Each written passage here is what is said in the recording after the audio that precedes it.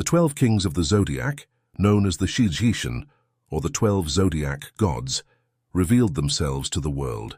With their emergence, the dormant yokai awoke, bringing death and anguish.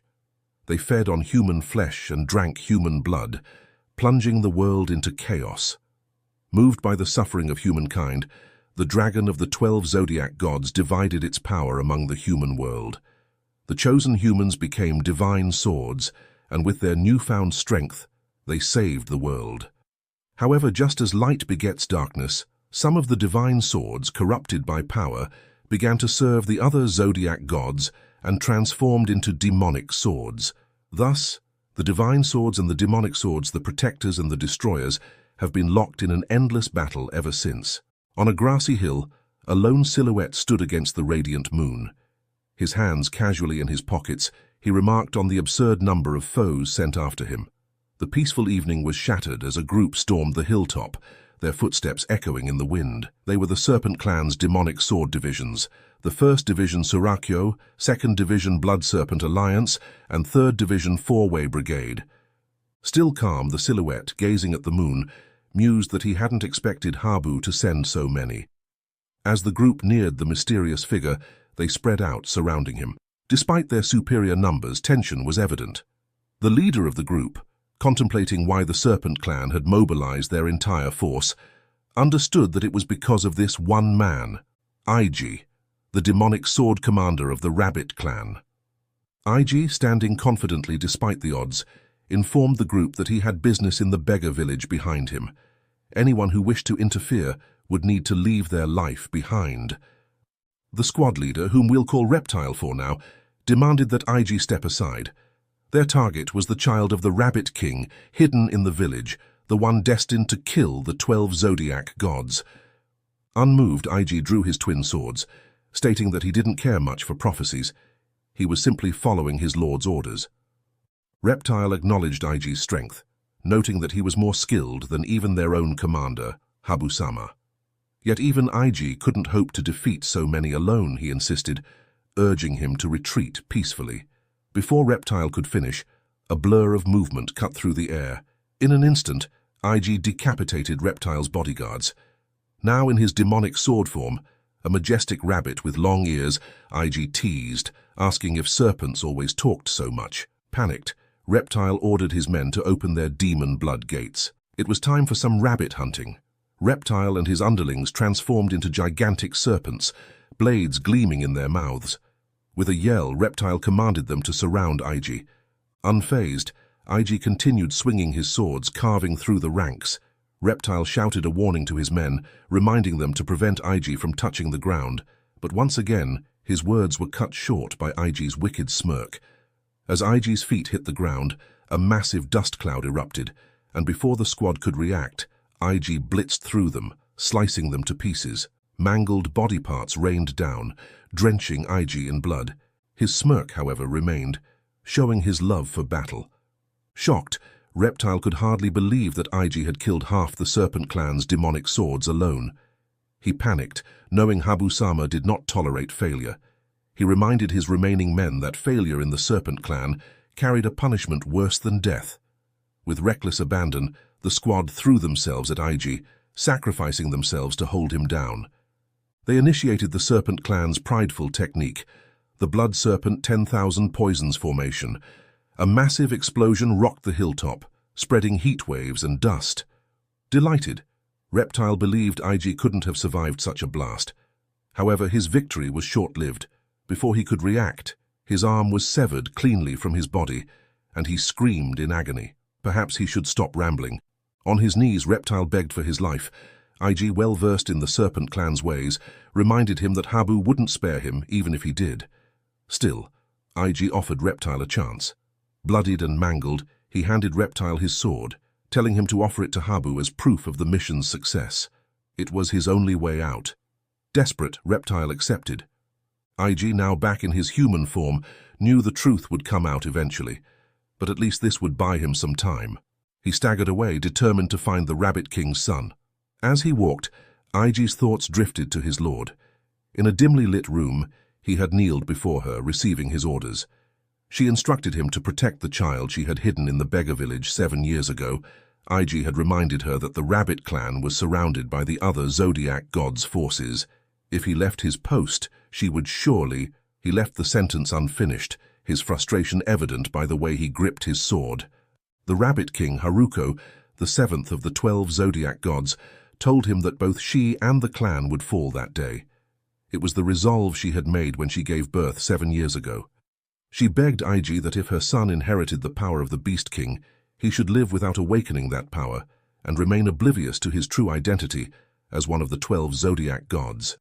Snapping out of his memories, Aigi collapsed from his injuries, lying unconscious in the forest. At dawn, 2 children wandered through the forest. One, a boy with shaggy hair and yellow eyes, bragged about the divine swords, claiming they could cut through mountains, walk on water, and even soar through the sky. The other, with slick hair and crimson eyes, countered, saying that a demonic sword that had drunk the blood of the Zodiac gods was even stronger. The first boy, Yuhwa, shouted at Ren, the second boy, asking how he could praise a demonic sword when they had both decided to become divine swords together. Ren unapologetically reminded Yuhwa that he too had found the demonic swords impressive. Ren suddenly grew serious, sensing something unusual. Grabbing Yuhwa, he pulled him along, claiming he had picked up the scent of a rabbit. Yuhwa, skeptical, asked if it was another wolf, to which Ren replied that he was sure this time. Before the unconscious Aigi, Ren declared confidently that he had definitely smelled a rabbit. Yuhwa, reminded of the last time Ren had confused a deer scent with a wolf, wondered aloud if Ren was mistaken again.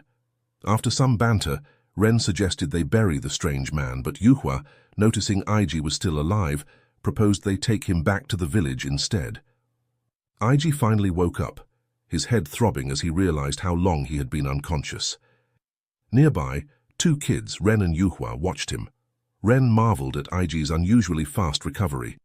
Noticing their presence, Aigi asked where he was and whether they had brought him here. Ren answered, "You're in the beggar village. We found you collapsed in the forest and brought you back.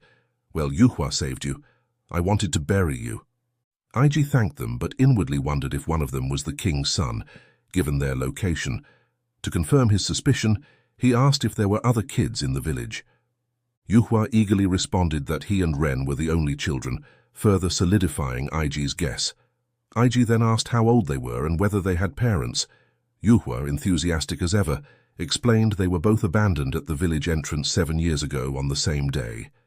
Ren, more reserved, warned Yuhwa that Aigi was suspicious, reminding him that no one outside the beggar village ever spoke to them. Yuhwa shrugged it off, joking that maybe Aigi was a beggar too. Ren dismissed the idea, pointing out that Aigi's clothes were too fine for a beggar. Ignoring the boy's banter, Aigi found himself amazed. The very child he had been tasked to protect had ended up saving him. Was it fate or coincidence? Regardless, he was relieved the child hidden in the beggar village was alive and well. However, there could only be one king's son, and Aigi was unsure whether it was the boy with the eyes of a beast or the one with the eyes of a ghost. Just then, Ren noticed rustling at the entrance and mentioned the adults were arriving. Yuhwa excitedly called out to his grandfather, announcing that the stranger had awakened. The old man knelt before Aigi, expressing his relief at his recovery. Aigi credited the villager's treatment for his swift healing, but the grandfather corrected him, saying it was the miraculous power of Aigi's divine sword that helped him recover so quickly. He had recognized Aigi's extraordinary blade and robes. Ren and Yuhwa, both startled and mesmerized by the mention of the divine sword, stared in awe. Seizing the moment, Aigi asked if he could stay in the village for a while, to which the grandfather readily agreed, considering it an honor to host a divine sword. Aigi wondered if this was why the Rabbit King had packed his divine sword robes when he left the castle. The villagers, eager to celebrate, hosted a party to welcome Aigi. The atmosphere was festive, with Ren and Yuhwa dancing to entertain everyone. While chatting with the grandfather, Aigi remarked on how brightly the kids had grown. The old man smiled and said that the village owed its laughter to the 2 boys.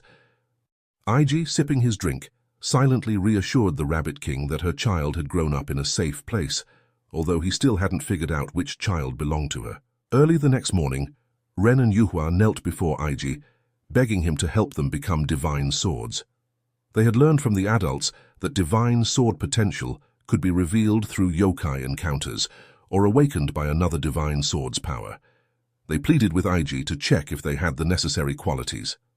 Aigi, intrigued, asked why they wanted to become divine swords.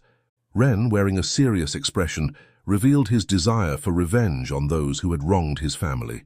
Yuhwa quickly covered Ren's mouth, warning him that Aigi might not help them if he heard the truth.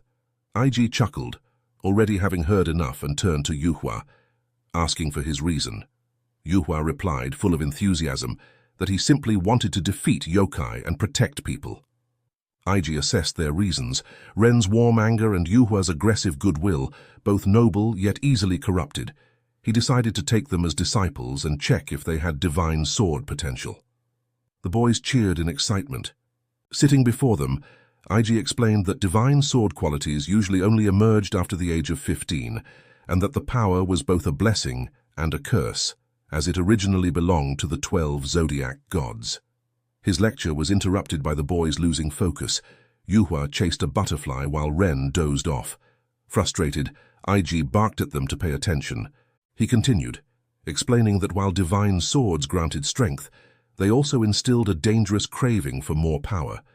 Many who wielded divine swords with righteous hearts eventually fell, turning their blades into demon swords. Thus, Aigi resolved to first train the boys in both body and mind before confirming their potential. Disappointed by the idea of training before receiving their powers, Ren and Yuhwa protested. Aigi, understanding their frustration, relented. Since one of them was the Rabbit King's child, he reasoned, it would be safe to check their potential sooner. The boys instantly brightened at his change of heart. Aigi warned them that even if they showed potential, they must not become complacent and would need to follow his rigorous training. Placing his hands on their heads, Aigi sent ripples of energy through their bodies. To his astonishment, both boys manifested divine sword qualities, causing light to shine from within them. Shocked, Aigi pondered how this was possible. He expected it from the Rabbit King's child, but for the other to also possess such potential, and at such a young age, was incredible. Feeling the energy within him, Ren tried to summon his divine sword. Aigi scoffed, warning that it would take considerable training to draw out the sword, but to his shock, Ren actually began manifesting his sword, a small cracked dagger glowing with a yellow aura. Aigi was stunned. Ren commented on the sword's small size, and Aigi reassured him that its form would change as he grew stronger. He marveled at Ren's latent potential, comparable to the 12 Zodiac gods themselves, and wondered if Ren was the Rabbit King's son. Aigi's thoughts were interrupted when Yuhwa proudly summoned his own divine sword, a tiny metal pick. Ren teased him for the size, but Aigi, overwhelmed by the boy's potential, vowed to teach them everything he knew. With one child possessing the power to challenge the 12 Zodiac gods and another showing comparable talent, the future promised to be exciting. The days passed with Ren and Yuhwa helping around the village and training under Aigi's watchful eye. They grew stronger as they trained, and soon, the once young boys were much older, sparring with wooden swords while Aigi observed from a nearby boulder. Yuhwa, in a casual display of skill, sliced a falling leaf mid-air. As Aigi approached, he asked where Ren was. Yuhwa replied that Ren had gone to the lower village on an errand and complained that everyone treated Ren kindly while he received the opposite. Aigi teased, asking if it was because of his appearance. Their light-hearted moment was interrupted by a village girl, Momo, rushing toward them, screaming for them to flee. Before Yuhwa could react, a shadowy figure struck Momo down with a sword. As her body fell, the mysterious man sneered at Aigi, remarking that he was alive after all. It was Hibuna from the Serpent Clan's Demon Sword Corps. Stepping over Momo's bleeding body, Hibuna casually walked toward Aigi and Yuhwa. He mocked Aigi, telling him he had become dull. If Aigi was still his old self, he wouldn't have stood by and watched someone die in front of him. Aigi acknowledged the taunt, thinking to himself that he hadn't even sensed Hibuna's presence, let alone reacted to his movements. Trying to maintain a brave front, Aigi asked Hibuna how he had seen through the ruse so quickly. He had expected to fool him for at least a few more years. Hibuna admitted that he had been fooled 7 years ago. He thought that even Aigi wouldn't have survived facing all of his subordinates, much less willingly parted with his demon sword, a sword he cherished more than his own life. The deception had been nearly perfect. The only reason Hibuna caught on was because that reptile had let it slip during a drunken rant. Turning to Yuhwa, Hibuna asked if he was the child Aigi was protecting, the so-called child of destiny meant to bear the curse of the demon sword. He scoffed at how pathetic Yuhwa looked, standing there dazed with an enemy right in front of him. Aigi drew his demon sword and stepped in front of Yuhwa, shielding him. He instructed Yuhwa to listen carefully and run away as fast as possible. Hibuna mocked them both, telling Yuhwa not to worry about Momo. He'd reunite them soon enough. Having had enough of Hibuna's nonsense, Aigi charged at him, yelling at Yuhwa to run. Aigi delivered a powerful slash, but Hibuna blocked it effortlessly. He sneered at Aigi, spinning his sword and asking if he truly believed he could buy time for Yuhwa with such weak strength. Hibuna struck at Aigi, but the Rabbit Clan commander managed to block the blow. As they exchanged attacks, Yuhwa rushed past them to Momo's side, cradling her lifeless body. He already knew she was gone. Grief overwhelmed Yuhwa, but something felt off. The village was too quiet. Gently placing Momo down, he sprinted toward the village, only to find it littered with corpses and soaked in blood.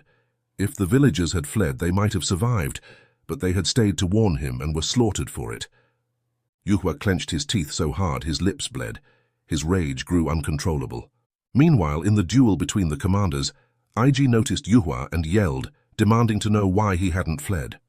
Hibuna mocked them both, calling Aigi a mother with broken claws and Yuhwa a cub too weak to escape.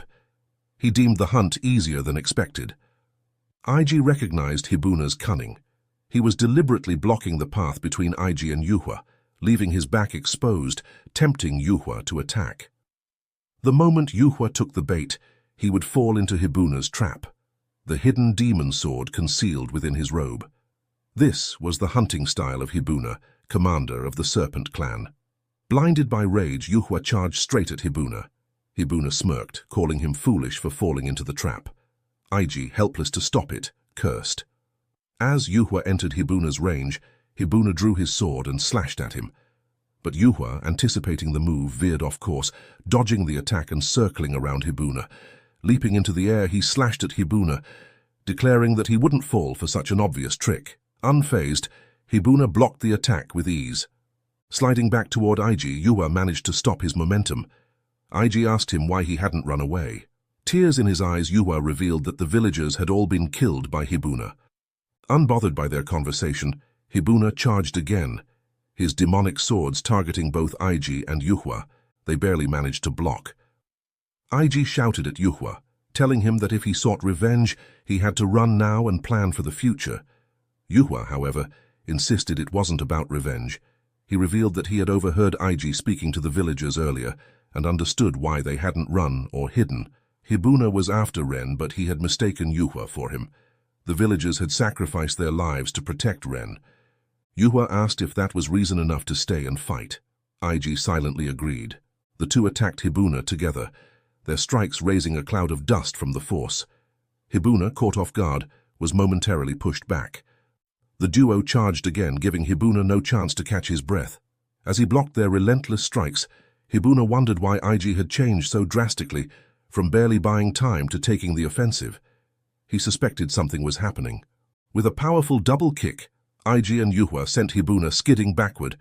Hibuna wondered if Aigi, the invincible demon sword, had regained his former strength. Aigi addressed Yuhwa, apologizing for dragging him into this mission.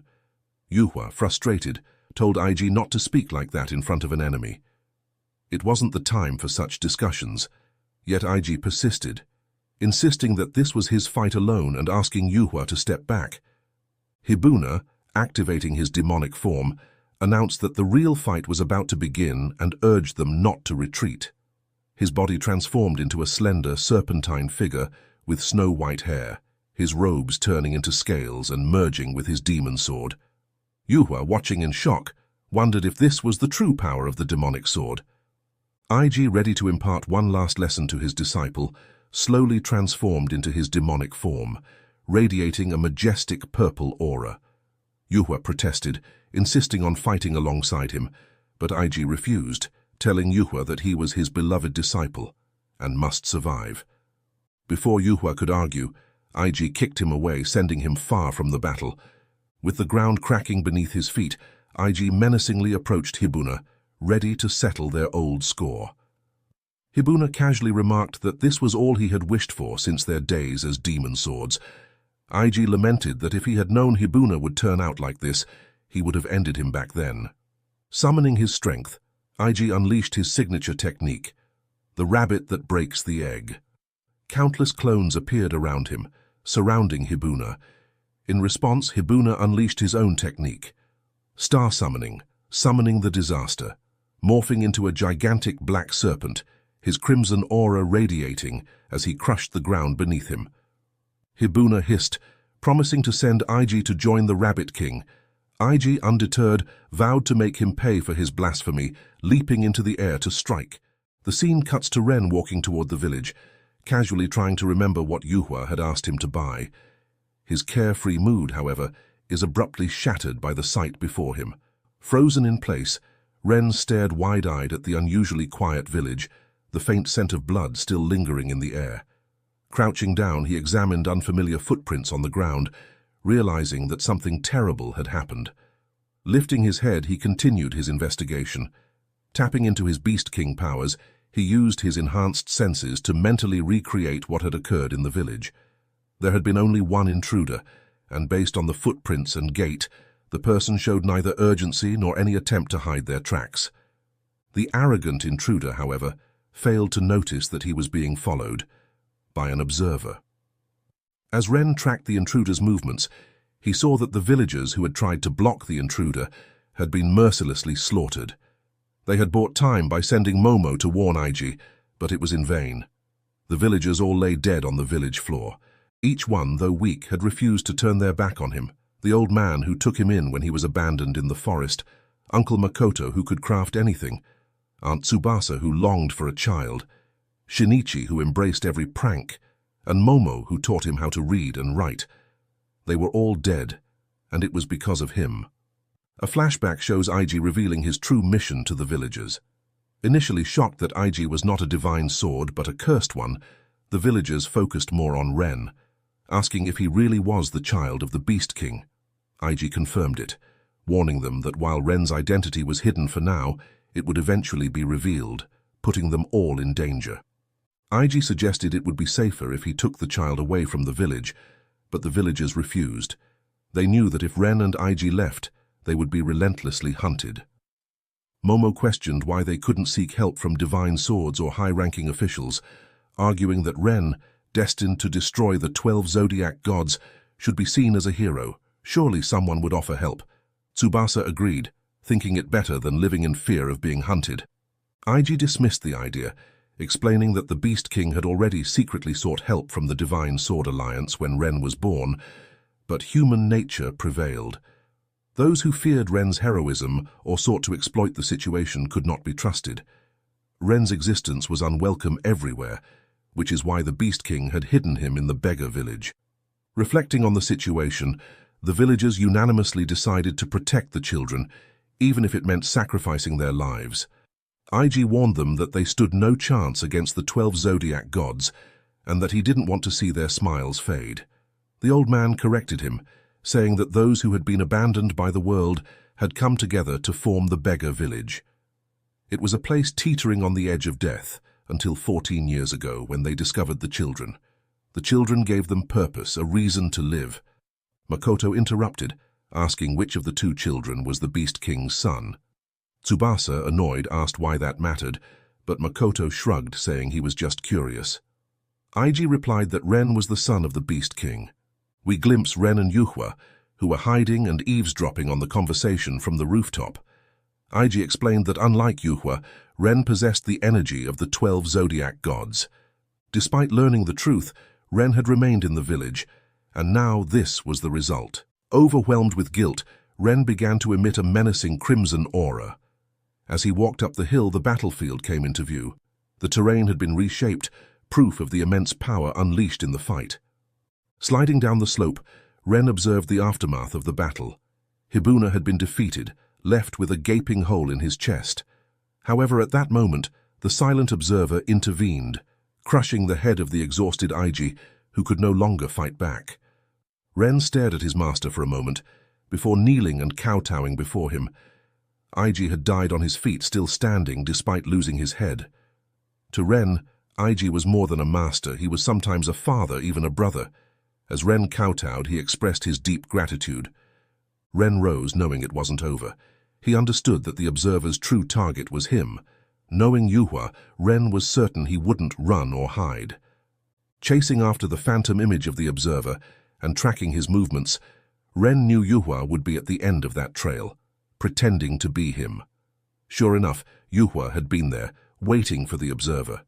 Using all his power, Yuhwa unleashed his most devastating attack, cutting down the surrounding trees and wounding the observer.